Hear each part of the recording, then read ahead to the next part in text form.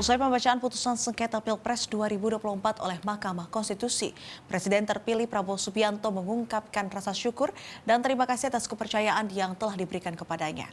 Prabowo mengaku akan segera melakukan persiapan-persiapan untuk menghadapi tantangan di masa depan.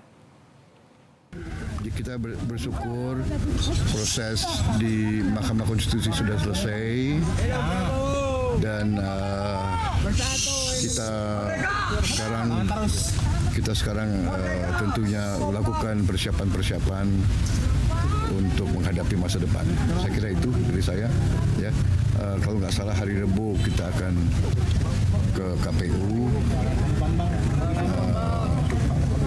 Saya kira itu saja. Terima kasih semua masyarakat. Terima kasih dukungannya.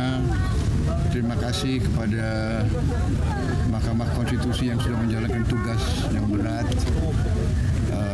Saya kira itu saja. Terima kasih kepada semua unsur, semua pihak yang telah bekerja keras. Saya kira itu ya. Terima kasih ya. Saya terima kasih sudah dengan sabar. Oke. Jelajahi cara baru mendapatkan informasi. Download Metro TV Extend sekarang.